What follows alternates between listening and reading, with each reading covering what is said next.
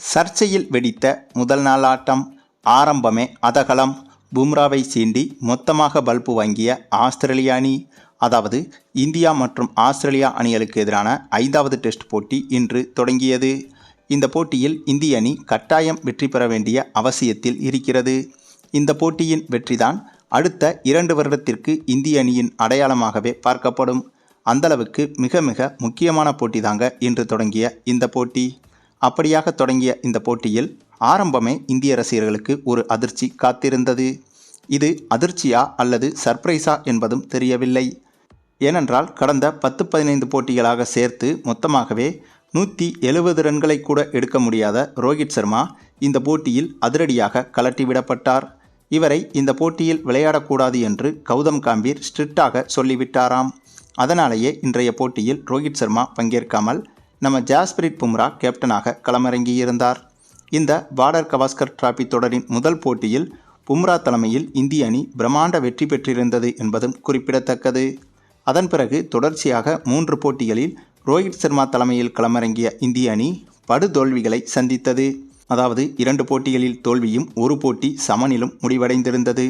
இந்த நிலையில்தான் இப்போது மீண்டும் 5வது மற்றும் இந்த கடைசி டெஸ்ட் போட்டியில் பும்ரா மீண்டும் கேப்டனாக களமிறங்கியிருக்கிறார். ஆகவே இதனாலேயே இந்த போட்டியின் மீது இந்திய ரசிகர்களுக்கு கூடுதல் எதிர்பார்ப்பு அதிகரித்தது. அப்படி அதிக எதிர்பார்ப்புகளுக்கு மத்தியில் தொடங்கிய இந்த போட்டியில் டாஸை ஜெயித்த இந்திய அணி முதலில் பேட்டிங் செய்து சிறப்பாகவே விளையாடியிருந்தது. ஆமாங்க, இன்று தொடங்கிய முதல் இன்னிங்ஸில் இந்திய அணி மொத்தமாக வெறும் 185 ரன்களுக்கே ஆல் அவுட் ஆனது. ஆனாலும் கூட இந்திய அணி சிறப்பாகத்தான் விளையாடியிருக்கிறது என்பதும் கவனிக்கத்தக்கது. அதற்கு காரணம் இன்றைய போட்டி நடந்த இந்த பிச்சின் தன்மையை பார்த்தீங்கன்னா ரொம்பவே மோசங்க. ஏதோ பாறைகளுக்கு நடுவில் கிரிக்கெட் விளையாடுறது போலத்தான் இன்றைய இந்த பிச்சின் தன்மை இருந்தது. ஏனென்றால் ஆஸ்திரேலியா வீரர்கள் வீசிய ஒவ்வொரு பந்தும் பிச்சாவது ஒரு இடத்திலும் திரும்புவது வேறொரு இடத்திலுமாக இருந்தது. அதாவது சுருக்கமாக சொல்லணும்னா பந்து எங்கே குத்தி எப்படி வருது, எங்கே குத்தி எப்படி போகுது அப்படிங்கிறத சுத்தமாகவே எந்த ஒரு இந்திய பேட்ஸ்மேன்களாலும் கணிக்கவே முடியலை. ஆக அப்படிப்பட்ட இந்த பிச்சிலேயே அனைத்தையும் சமாளித்துவிட்டு 185 ரன்கள் எடுத்திருந்தது இந்திய அணி. மேலும் இந்த போட்டியில் களமிறங்கிய இந்திய அணியின் ஒவ்வொரு பேட்ஸ்மேன்களுக்கும் காயங்கள் அதிகமாக ஏற்பட்டது.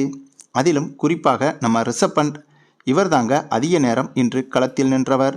ஆக இவருக்கு இன்று அடிபடாத இடமே கிடையாதுங்க. இவருடைய உடலில் அனைத்து பகுதிகளிலும் பந்து பதம் பார்த்து விட்டது. மேலும் இன்றைய நாள் இறுதியில் கடைசி 3 ஓவர்கள் மீதம் இருக்கும்போதுதான் இந்திய அணி ஆல் அவுட் ஆனது.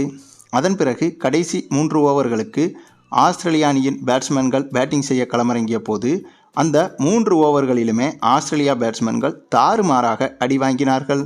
அதிலும் ஒரு கட்டத்தில் நம்ம பும்ராவை ஆஸ்திரேலியா பேட்ஸ்மேன்கள் தேவையில்லாமல் வம்பிழுக்க, அப்போது அதற்கு பதிலடி கொடுக்கும் விதமாக அடுத்த பந்திலேயே உஸ்மான் கவாஜாவின் விக்கெட்டை வீழ்த்திவிட்டு இதுவரை பார்க்காத அளவுக்கு களத்தில் அந்தளவுக்கு ஆக்ரோஷமாக அந்த விக்கெட்டை கொண்டாடியிருந்தார் நம்ம பும்ரா.